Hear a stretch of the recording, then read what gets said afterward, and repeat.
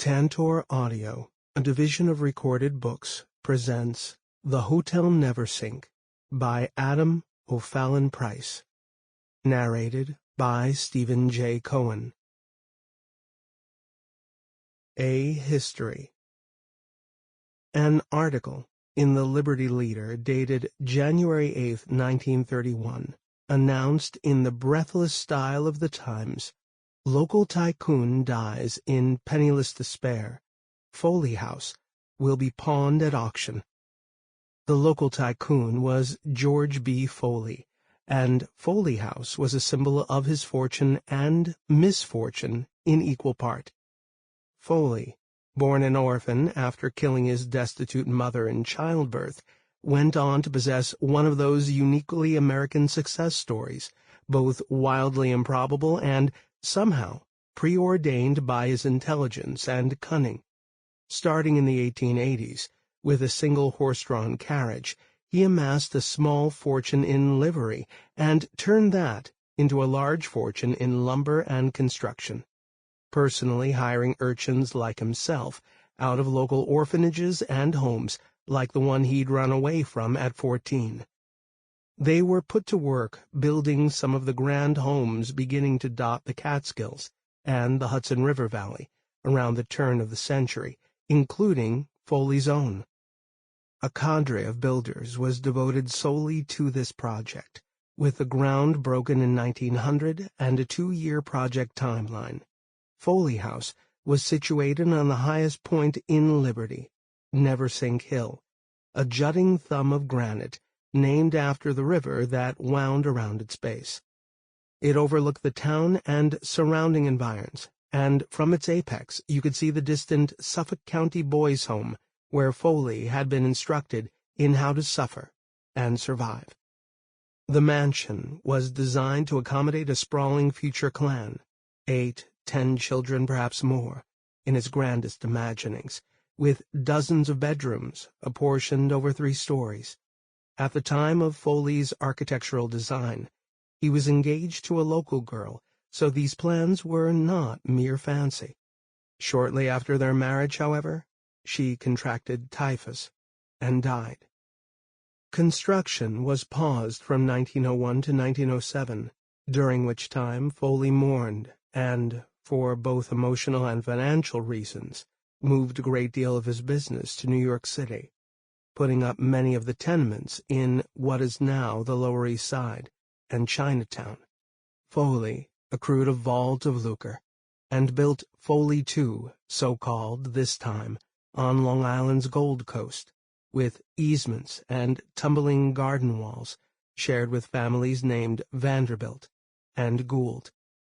That was all they shared with him, this grubby provincial sullying their parlors and dance floors.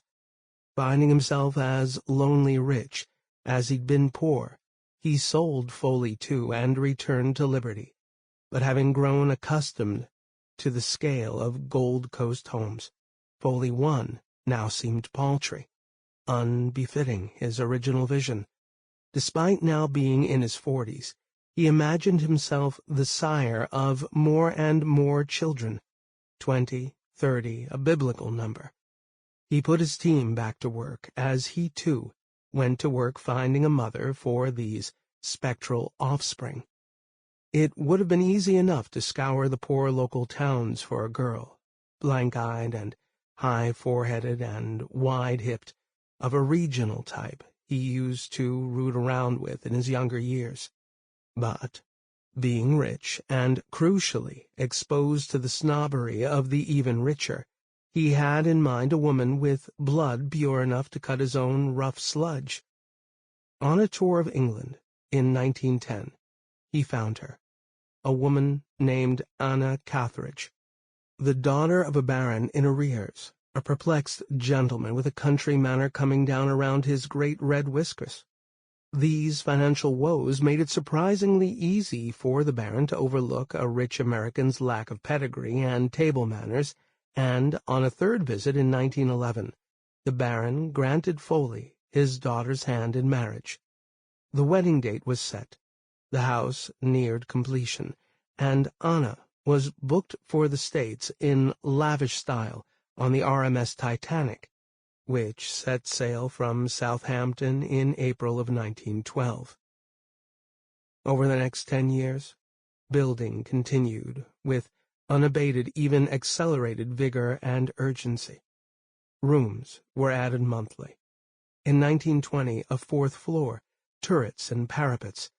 The building team, many of whom had worked on the house for 2 decades, were mostly of the opinion that Foley had lost his mind. Whatever the case, Foley's behavior became increasingly erratic, and he sequestered himself in a large corner bedroom on the 3rd floor, sometimes for days on end. When he emerged, it was usually with a bottle of wine in one hand and a clutch of further plans in the other, instructions to the shrugging foreman and his crew of orphan boys, most of whom now had families and houses of their own. By the 1920s, some of their teenage sons were on payroll, working beside their fathers, and while the crew felt a certain shame in the manifest pointlessness of the house's endless construction, well, the usual excuse went, it was Foley's money and he had plenty of it. And would forever, so it seemed. Like a wagon released on a slight decline, Foley's business trundled along without guidance, its speed increasing under the weight of its own inexorable success, until it hurtled off the edge of the financial cliff in October 1929. His inability to pay his workers finally brought construction on Foley House to a halt, with a final count of 93 individual bedrooms, most with bathrooms en suite, 4 floors with a 5th subterranean level, 3 ballrooms, 2 dining halls, 2 kitchens, an auditorium, indoor and outdoor swimming pools, an elevator, and countless nooks and crannies, spaces of no discernible use, though that could be said of the entire house. The entire property, for that matter, a craggy sprawl of shadowy pines tumbling down to the river below. On January 1st, 1931, a leap from the roof brought George Foley's dissolution to a halt.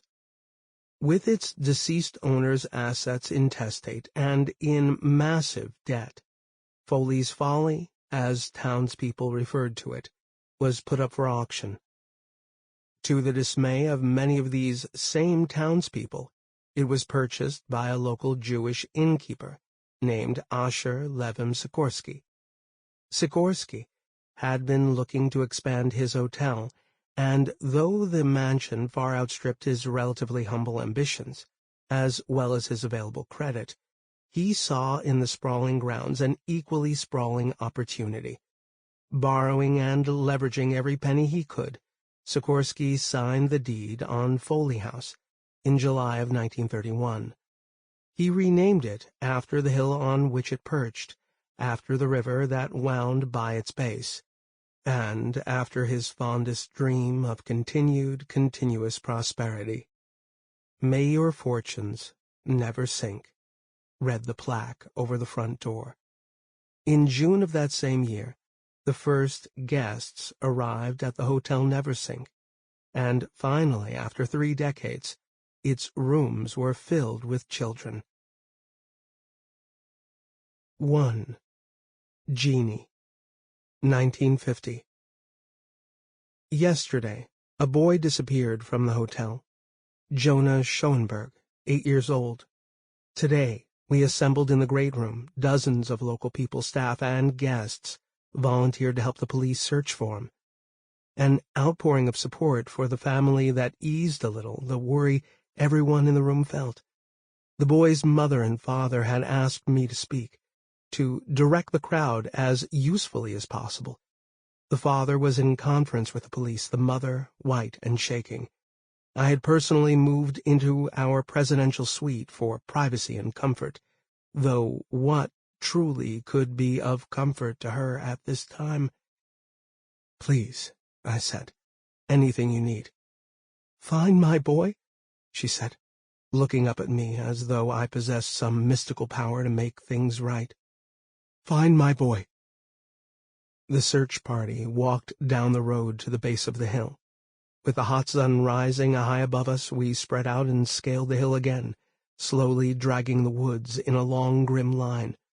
I had not been in this region since we first bought the hotel many years ago, but the trees bent over us, as they did in my memory, thick and shadowy, swaying together as though in secret conference with each other. After an hour we regained the Neversink, and on the north lawn I stopped at my father's grave, a small plot at the tree line, barely noticeable. The headstone's marble was cool under my hand. Asher Sikorsky, born 1882, died 1948. No inscription, because none was needed. The Neversink was inscription enough. As we pressed on into the northern woods, calling for the boy, I felt myself somehow calling for my father, calling for myself. I thought of the long, arduous journey he had made to wind up here, the success he had at last achieved, and in doing so, the price he and all of us had paid. My father was not an easy man, but why should people be easy? It is a cherished lie of the modern world of America that everything should be good and easy, as though comfort were a moral condition rather than a historical fluke. I already see in my children an abiding, soft sweetness as though the country of their birth was, while they slept, piping them with cream. They cannot know, and should not know, the feeling of true cold, true hunger. Hunger so complete and total that one's mind becomes like a dying candle, cupped in a blizzard. They do not and should not know yet. I silently resent them this privilege. They will never know they possess. When we still lived on the farm, in Silesia, our father nearly starved us to death. This was in the midst of the drought that came as a treble curse so close after the Great War and the subsequent uprisings. It was as though God, in his wisdom, had heard the prayers of our people and answered them with a further test to prove that things truly could always be worse. 3 years, with scarcely a single rain shower, had winnowed our farm down to the 4 of us, my father, my mother, me, and my little brother, and a mule we'd named Zolt. During planting season, my father would trudge out in the blue morning, side by side with Zolt, and they seemed a single creature, a 2-headed beast of burden, going about its senseless labor. For we knew that, even should the rain have come again during the summer, the ground was so parched that the topsoil and my father's seedlings would be washed away, and so the rain came at last. And so it was. And in our barren harvest we knew the winter would kill us at last. Anything but moving from the farm was hopeless. My mother pleaded almost daily with my father, behind the heavy closed door of their bedroom, to let us leave. "And go where?" he might have said, in a version of this conversation I must have overheard dozens of times. "Wrocław. You know that. We have family there. They have a home here that is theirs. They have pride. Pride will not feed them, but loss of it will starve them." Then the sound of crying and my father's murmurings. "Tut, little chick, I will see us through this. One day we will have everything anyone could ever want." For my father had long carried an image in his head, a vision of himself as a figure of importance, someone who would become someone, if fate would serve him a turn. His mother, my grandmother, Perla, had spoiled him, her only son, though their family was poor. He was first to eat, and he ate well. She bought him books and sent him to school, telling him, "Asher, work hard, and you will bring us great honor and great fortune." How this promise must have nourished him as we bent to our empty bowls, warmed him like the small fire we huddled around after supper, thin as bundles of dry sticks. It is difficult to explain to someone who has never gone hungry what it is like to not eat for days on end, a week.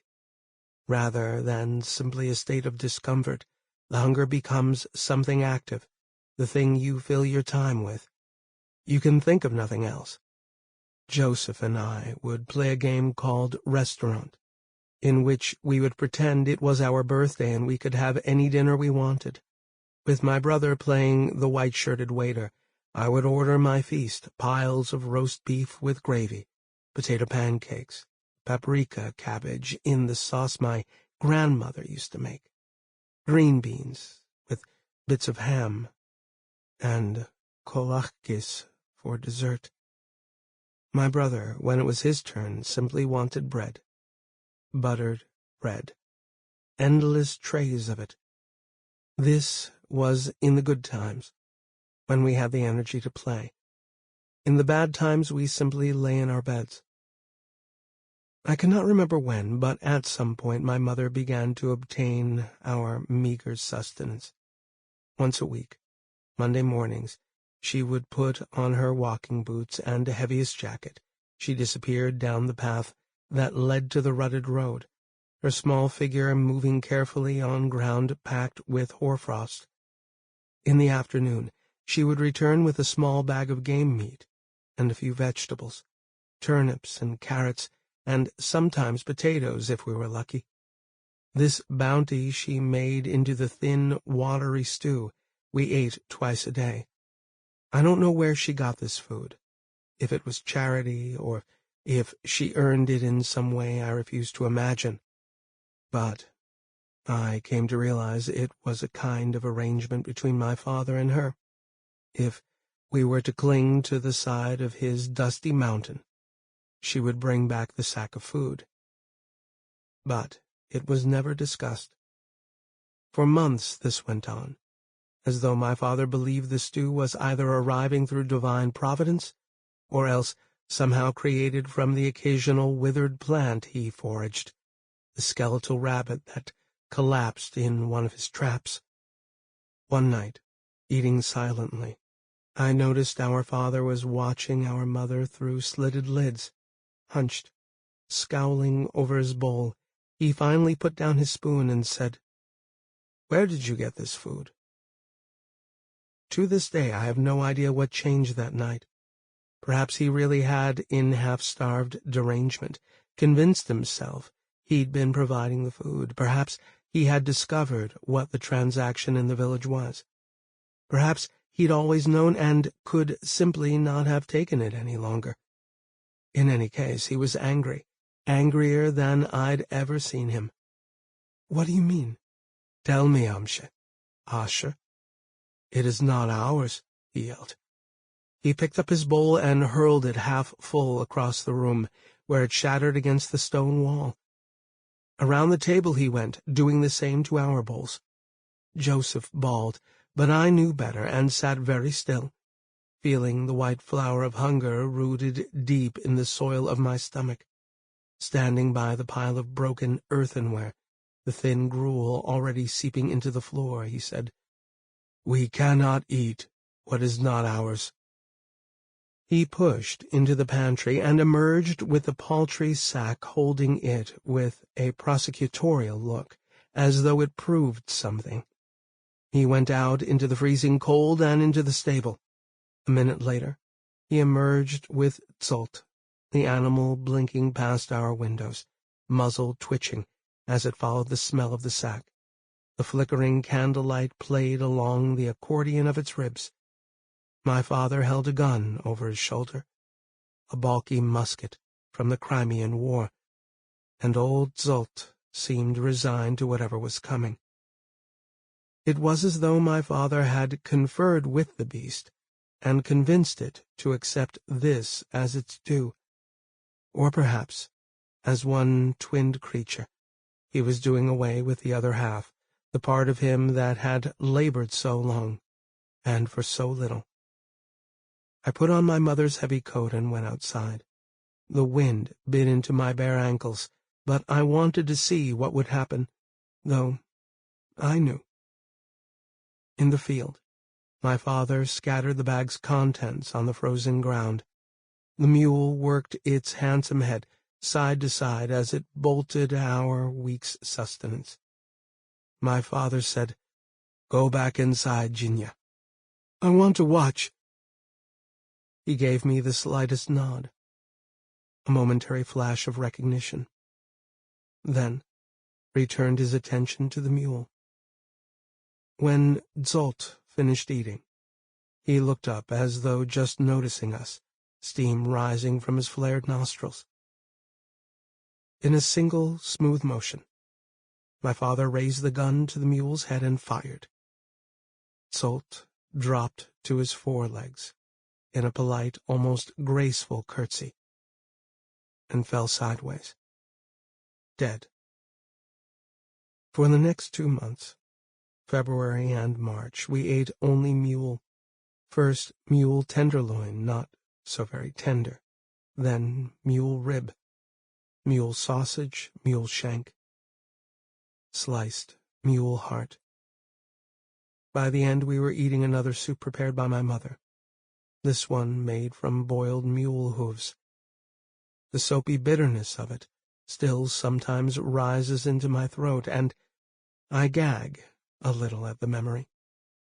But it took us through the winter, and it remains inside me. The long-ago version of myself that was nourished and sustained by that mule, by my father. On a bright sunny day in April, with ice melting down the roof in rivulets, my father walked down the muddy path toward town. 2 days later, he returned with a pellet-filled squab, and the news that he was going to America. Until he sent for us, we were to stay with our mother's sister in Wrocław, and so we did, living there for 2 drab years with my Aunt Sarah and her husband and family. It is strange how gray these days seem in memory. After all, we were no longer constantly hungry and cold. And in contrast, how brightly colored our desolate farm, with its sprays of larkspur, its sprinkles of hollyhock. Despite the best attempts of Sarah and her family, their home was not our home.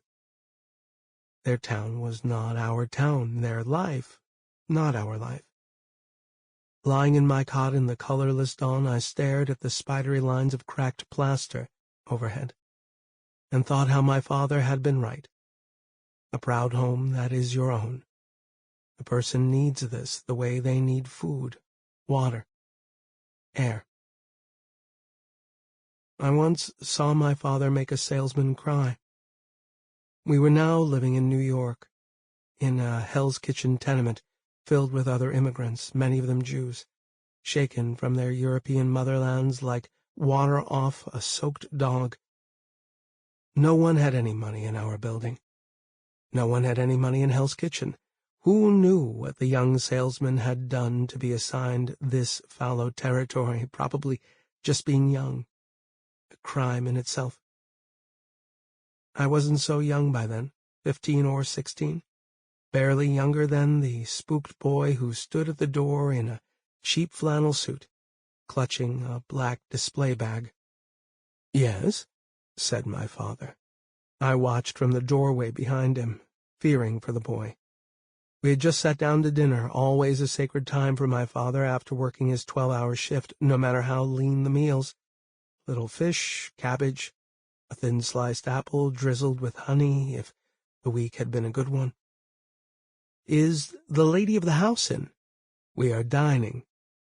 "Sir," said the salesman, "I will make this quick, please."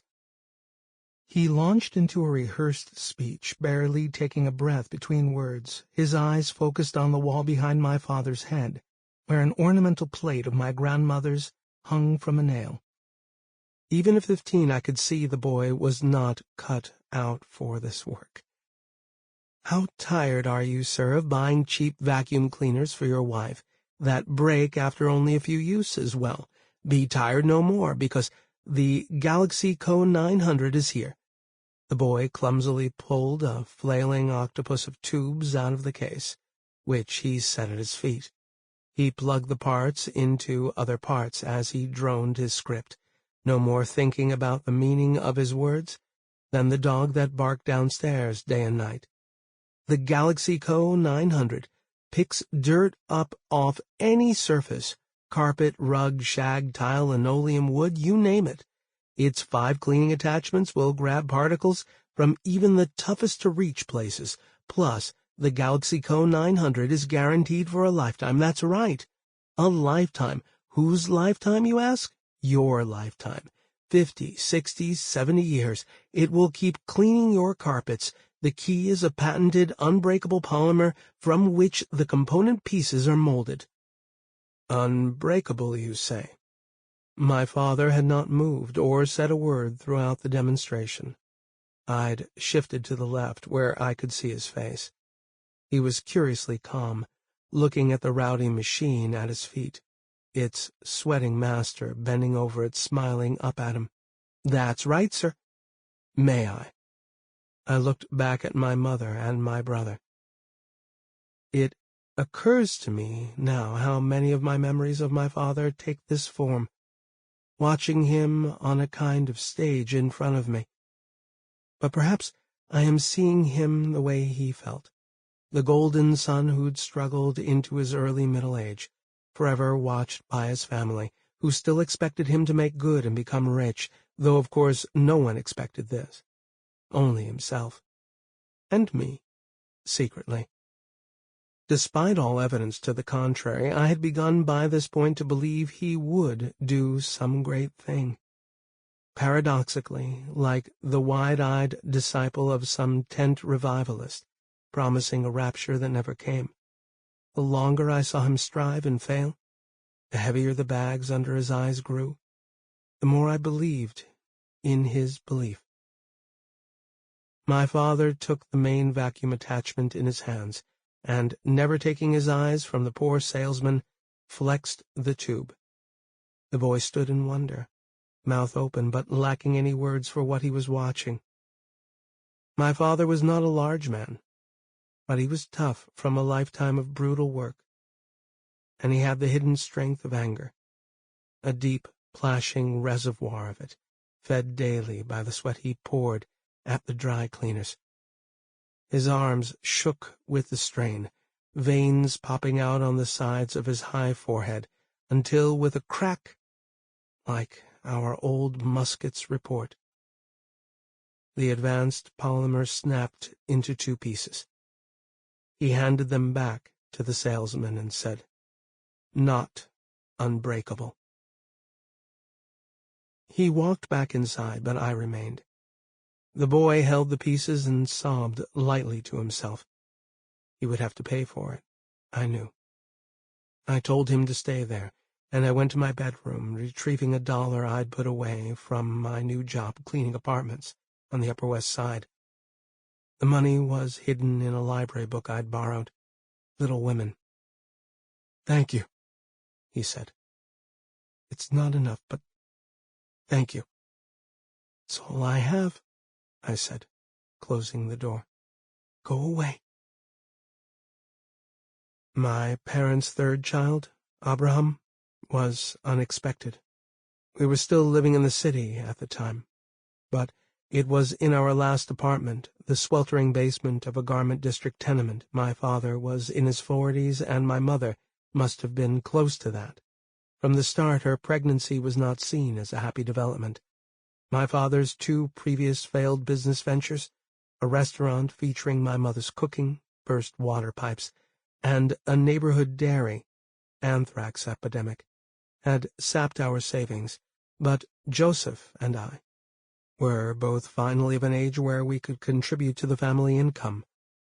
Our meager earnings were beginning to accrue, and our father had just begun again to dream of an opportunity that might be seized, of something beyond our tiny apartment and the dry cleaners. something besides racked muscles and a spasming back and nightly chemical headaches. To start... Sample complete. Ready to continue?